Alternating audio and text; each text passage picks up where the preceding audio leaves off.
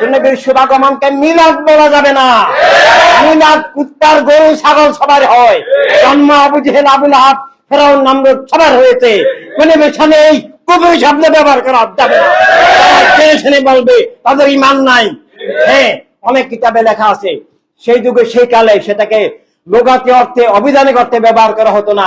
আজকের যুগে ঈদে আজম বলতে হবে, শুধু ঈদ বললে হবে না, ঈদ আরো আছে।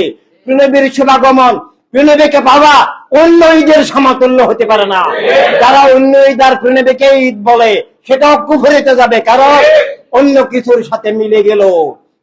নবীর সাথে অন্য কিছু সমকক্ষ বললে, অন্য কিছুকে তুলনা করলে, অন্য কোন কিছু নবীর সমান বললে সেটা চরম কুফরি হবে।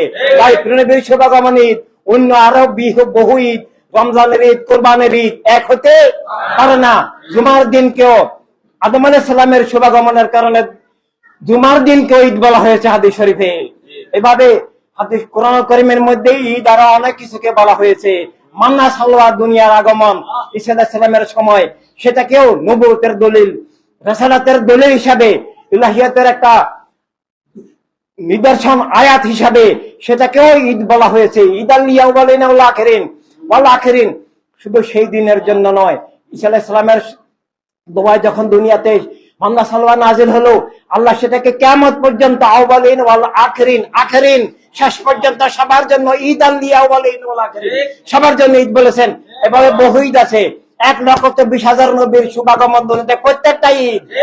এভাবে আরো ছোট বড় বহু ঈদ হইতে পারে, কারণ শিশুর জন্ম হলেও ঈদ হতে পারে, বহু রকমের ঈদ, খুশি শুকরিয়া হতে পারে।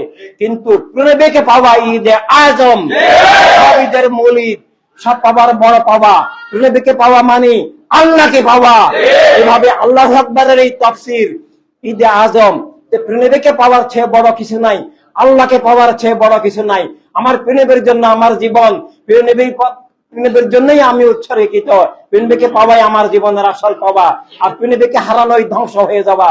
নবীকে পাওয়ার চেয়ে, নবীর হওয়ার চেয়ে আর কোনো কিছু হইতে পারে না। নবীকে পেলাম মানে আল্লাহকে পেলাম, আল্লাহকে পেলাম মানে আল্লাহই আমার জীবন। আল্লাহু আকবার, আল্লাহর জন্যই আমার জীবন, আল্লাহর ঊর্ধ্বে আমার কাছে আর কিছু নাই, আল্লাহর নামেই আমার জীবন। এভাবে ঈদে আজম বলতে হবে।